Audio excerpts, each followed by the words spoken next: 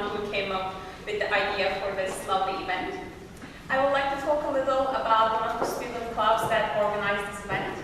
As you may know, 3 great clubs came together for this evening, and one of them is the Literature Society, who spreads love for all things related to literature in our campus.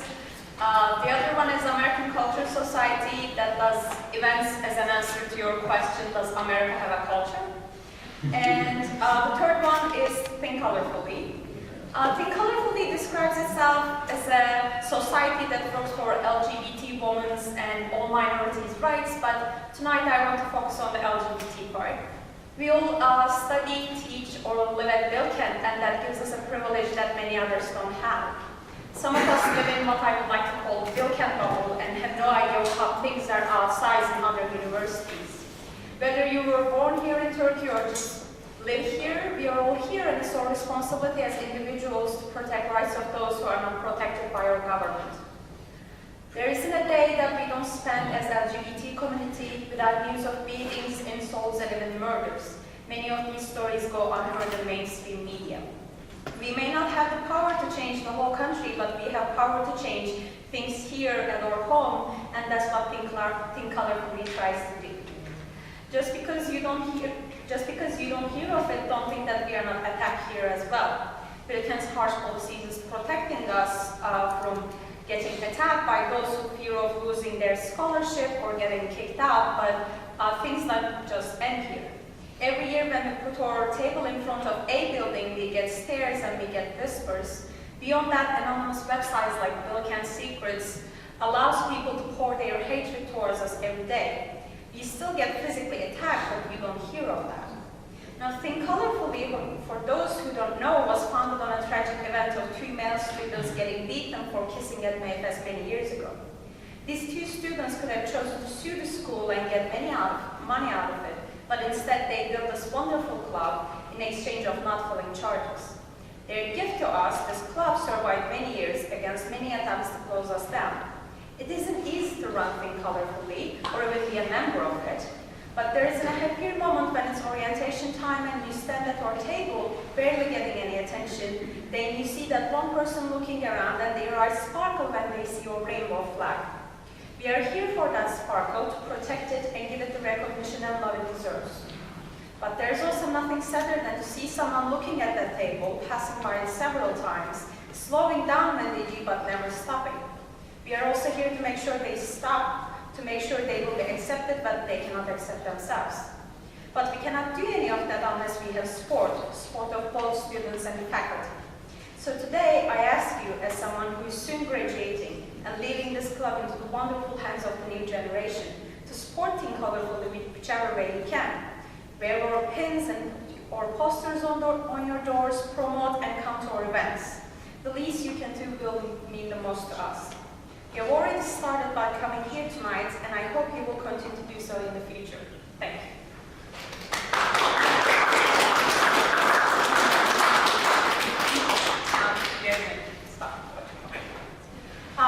This is by Sappho, Fragment 31.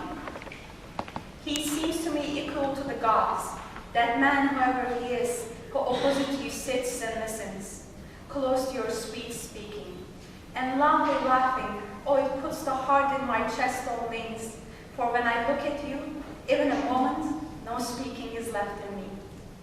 No, tongue breaks and thin fire is racing up your skin, and in eyes no sight, and drumming fills ears.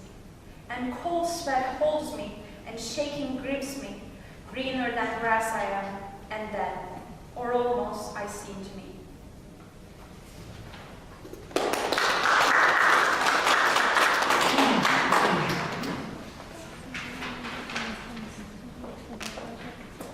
Okay, so we're going to read a poem by Nikolay from his collection Organic Forms, 2007. And I'm going to read the Bulgarian, and Dilara is going to help me with the English. Miss America. Miss Drag Queen of America издига в ръката си пластмасов микрофон вместо плъмтящ факел и короната й се протяга алчно към звездите, като небостъргачите на нощен Манхатън. Miss Drag Queen of America raises a plastic microphone in her hand in the place of a blazing torch, and her crown reaches greedily for the stars, like the skyscrapers of Manhattan at night.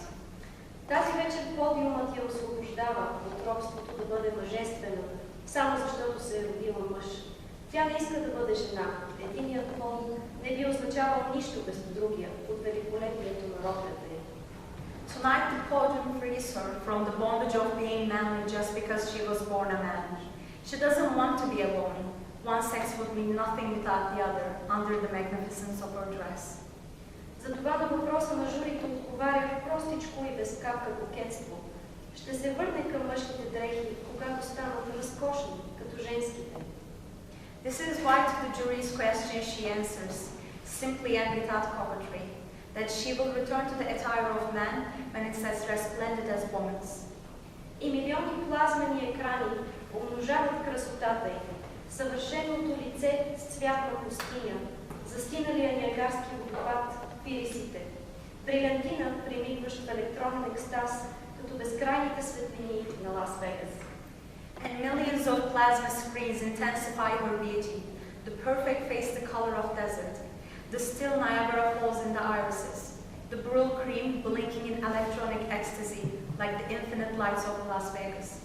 И в този кадър няма нищо по-модерно от стоическата й усмивка, скъсала завинаги с лошия вкус на миналото. И няма нищо по-изгубено извън фокус от образа на истинската женственост. And in this snapshot there is nothing more modern than her stoic smile that has broken forever with the bad taste of the past. And there is nothing more lost outside of the frame than the image of true femininity. Тази вечер силуетът й се извива към небесата, като иронична въпросителна, като укор, като презрение, внезапно заискряло в икра. После се спуска над зрителите с послание, небрежно свито от филм на Алмодовар. This evening her silhouette curves toward the skies like an ironic question mark, like a reproach, like an epiphany. Suddenly a shimmer in lycra, then it descends over the spectators with a message, nonchalantly filched from an Almodovar film. Лека нощ и не забравяйте, казва тя, и гласът й вибрира през сърцата в стерео, че всички ние сме толкова по-истински, колкото повече се доближаваме до мечтите си. Good night, and don't forget, she says, and her voice vibrates through the hearts in stereo, that all of us are much more real the closer we come to our dreams.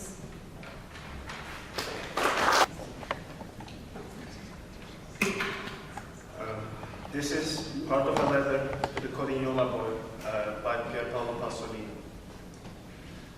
Dear boy, yes, sure, let's meet. But don't expect much from this meeting. At the least, any disappointment, any emptiness.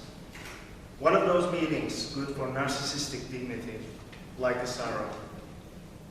At 40, I'm just as I was at 17. However frustrated, the middle-aged man and the kid are able, certainly, to meet, hemming and hawing over ideas held in common, over problems that can make 2 decades loom, a whole lifetime, even though they're apparently the same. Until one word, finding its way out of uncertain throats, worn out from weeping and the wish to be alone, reveals the incurable disparity of it all. And with you, I will have to play the poet, father, and then fall back on irony, which will embarrass you. The 40-year-old, by now the master of his own life, livelier, younger than the 17-year-old. Other than this likelihood, this pretense, I have nothing else to tell you. I'm stingy. The little I possess I hold tight to my diabolical heart. And the 2 lengths of skin between cheekbone and chin under the mouth disfigured by forced, timid smiles, in the eye which has lost its sweetness, like a fecund sorrow. There might appear before you the exact portrait of that maturity you paint by, a maturity not at all proud of me. Of what use to you is that contemporary, merely withering away in the very leanness that divorces flesh? What he has given, he is given. The rest is exhausted compassion.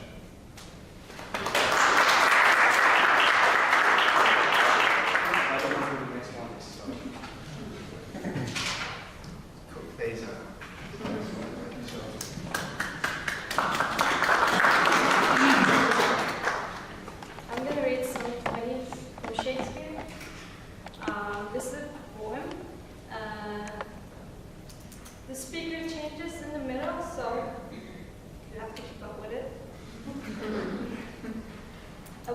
face with nature's own hand-painted hast thou, the master-mistress of my passion.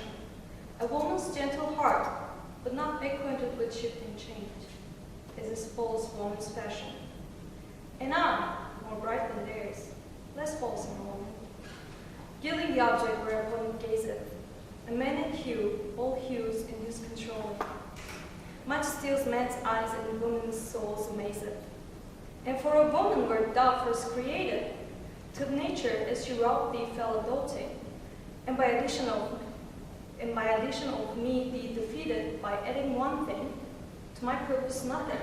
But since she pricked thee out for woman's pleasure, mine be thy love, and thy love's use their treasure.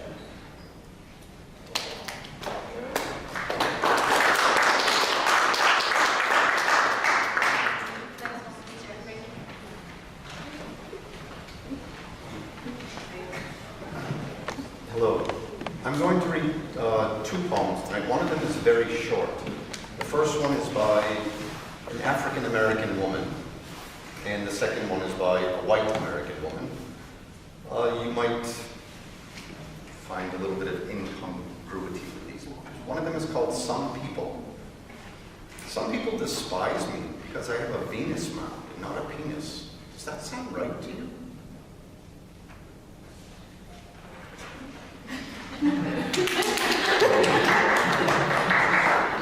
This is by Ellen Bass for Barbara, who said she couldn't visualize two women together. Picture lilacs. Picture armfuls of lilacs, wet with rain. Nuzzle your whole face into the bouquet. Feel the cool drops on your lips. Inhale. Picture the ocean from a cliff. Stand at the edge. See how the foam tumbles in and disperses. Watch this heavy water undulate until you're dizzy. Lie down. With one fingertip, touch the flat petal of a California poppy. Lightly travel the entire surface. Close your eyes. Imagine sun on your eyelids. Recall the smell of wild mint and the taste of wild blueberries and the grace of coming upon a doe at dusk by a river, and she does not bolt. She lifts her gaze to you before she goes on drinking. Imagine damp seeds sending out blind roots into the generous soil. Picture the root hairs absorbing the mineral-rich drink. Feel the turgid green push up with a force that splits rock. Hear the laughter. Harper, open your eyes. Look at these women. You can visualize any two together. And next is Oğuz.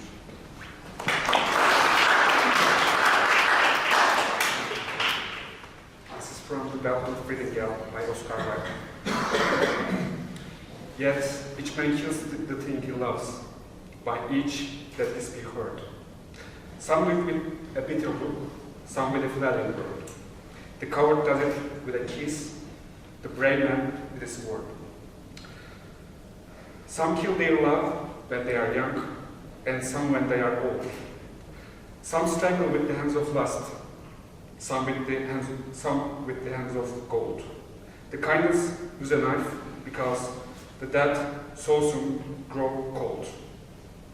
Some love too little, some too long. Some sell and others buys, others buy. Some lead with the manatees, some with other side. For each man kills the thing he loves, yet each man does not die.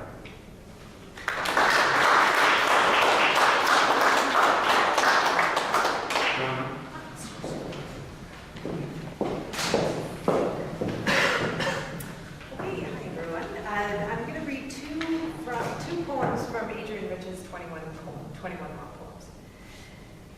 Sleeping, turning in like planets, rotating in their midnight meadow. A touch is enough to let us know we're not alone in the universe, even in sleep. The dream ghosts of two worlds, walking their own ghost towns, almost address each other. I've wakened to your muttered words, spoken light or dark years away, as if my own voice had spoken. But we have different voices, even in sleep, and their bodies so alike and yet so different.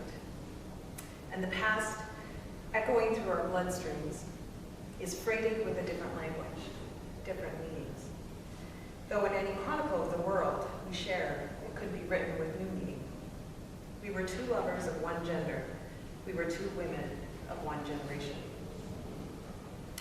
No one's fated or doomed to love anyone. The accidents happen. We're not heroes.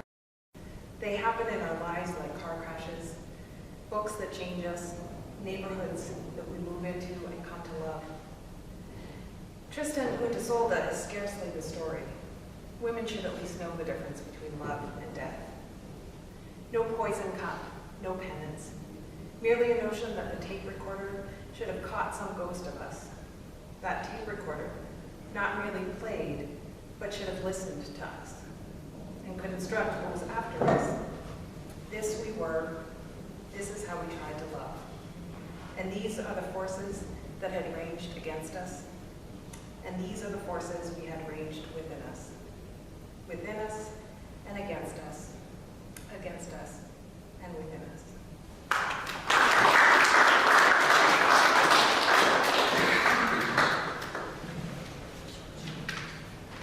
Oh, Spencer.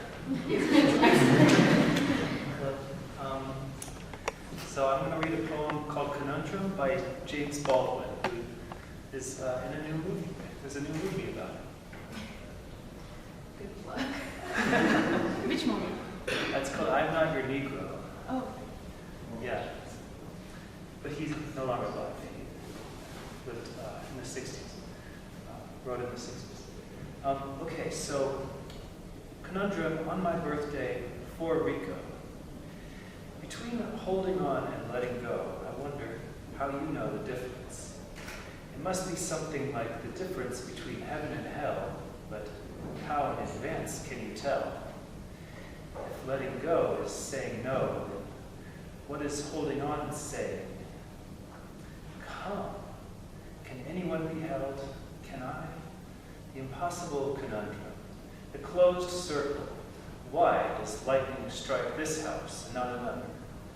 Or is it true that love is blind and challenged by the drawbridge of the mind? But saying that, one's forced to see one's definitions as unreal. We do not know enough about the mind, or how the conundrum of the imagination dictates, discovers, or can dismember what we feel, or what we find. Perhaps one must learn to trust one's terror. The holding on, the letting go, is error. The lightning has no choice, the whirlwind has one voice.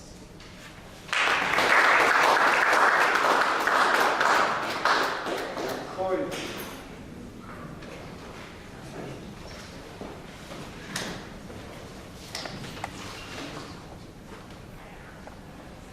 Okay, this is Sophie Podolsky from The Country Where Everything is Permitted. We have the sun by its mane. The firefighters have written of everything in science, and still the fire alarms are sounding. A letter to the worlds, you are all whores. Where there is good, you break it down, until all that was good is now whores, because this planet is an incomprehensible whore planet, with nothing in it worth comprehending. She's a succubus. She is the third world suicide of modern philosophy, which she never studied. Why debate the true or falseness of this demon-woman hybrid, when all thought is the awareness that she wants nothing to do with our human organism and its every function? Doubt is a hysteria that relieves the frustration of those who have undertaken to make her up. You are not sages, you are spacemen. See you later, then. The weeds in the drawer. Do you really think you can handle what will happen next? Really, on this planet you're barely on? Someone demanded the total postponement of the mailman's acidic routines. Someone's demanded all these frightening grotesques be placed in a slow bureaucracy until we learn through perseverance how to ban all failures of expression. Behold her. She wants to take her moves literally. Let's go back to the times of the steam trains and the telegraph wires, when you could lose weight as easy as smoke lifts from a railroad baroness, from page 50 of Dynamo 13. When someone passes through pleasure as through a room, he passes between doubt and certainty. Pleasure is a plastic thing, is placed in acid. It is what lasts the desire for it. Thus we, The good and the just control our own separate badnesses for the possibility of living without pain. Shed the red strings of despair, the whalebones in the corset collapse at the feet of the endlessly weeping willows. The answering machine announces the undoing of its animal life. At this, the hand begins to dance again. The nomadic houseboat rots in the harbor. The caravel you keep in your little Susie suitcase will never run its feet over salt water. In the Casbah Noisette, you strut around with your nappy hair like one of those Pakistani widows, sometimes wearing burgundy, sometimes bustling around like a vacuum cleaner untying knots. Your boys wrestle over the last of the heroin. One falls asleep in the hallway, in the lobby, in the lab, so he can get injected with whatever it is that will let him take off his face, finally, to abandon the mask and enter tranquilly as into sudden applause, the way one unlaces a boot. They keep my mask in the ice cube compartment, in the fridge for your dinner. Zap ada. Someone must govern the fold-away beds of the pedophiles, with their hands and asses out on full display.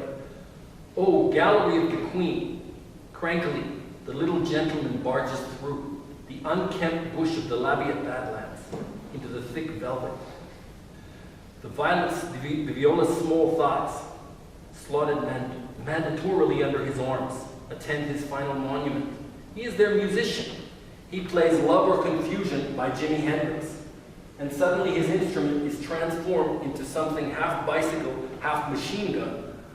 Within the institution of marriage and animal husbandry, everyone saddles up to the white enameled bar.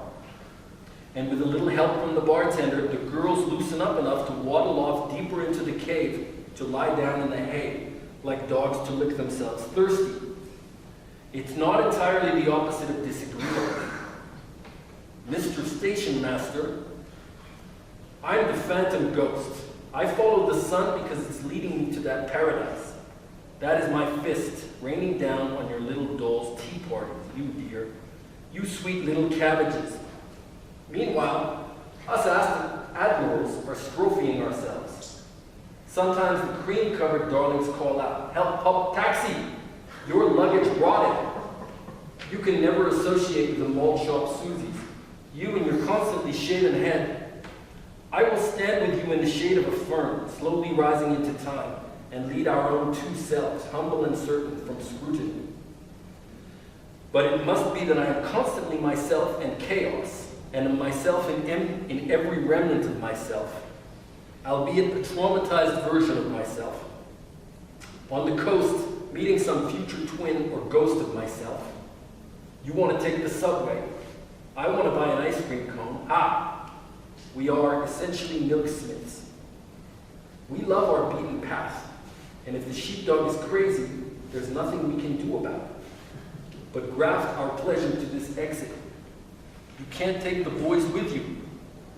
The amateur sailors you keep on balconies and on terraces to make it with, at your convenience, who you haven't granted permission to overflow from their ashtrays, to inject themselves with death, to sever. All that's you from them. They're planning to steal your patio furniture. After putting away all the leather accessories you keep them in, even their adorable singlets, because the only life is a life of love. Destroy. Yours, theirs, and the other's bright academy. It isn't necessary to drink pure lemonade with 2 ice cubes at all time, endlessly smoking menthols. Quit your, their, and others' constant bitching. It isn't necessary in your parents' basements, where you hide away, honing your pinball skills. 2 lips and 2 shiny plasticized fillets, like your granny's gigantic clits. The cat with his hair standing on end, like a cumbersome anxiety. You don't smoke the joint with me. I'm here. I'm there, not here. The wet figs eat themselves. They eat the other figs, the dates, the cherries. As thieves tug at the policeman's sausage, the cops stand around mutely eating horse meat. They never speak of their own mythology, but pass into it like the legend of the hidden airplanes, flying on a train somewhere, preferring the rhythm of the tracks, passing under. You wish a happy anniversary to the Israeli war. Mao is becoming younger, bowed at the feet of his great age. China advances, sake, color television hand agrees in Italian, stumbling, mumbling in French or in English. How at all times they will never love the men they are saying they love here. The sun's pin knows that when the moon fills its basket, that the other side of the basket will be empty. Speed's superb and grandiose demonettes, or their translucent green, and a trance, and lucid, and the winking green eyes' confessions. I'm persuaded by the crisis of phosphorescence. The 9 black arts of language will turn the palm trees in on themselves. The conscious turn to music. The same palms feed the air, their exotic markings. Each fruit the color of television, each color for the colorblind, a constant green. Little changes in the blue range and the red range. A little acid in the orange is fluorescent. Something's turning it yellow.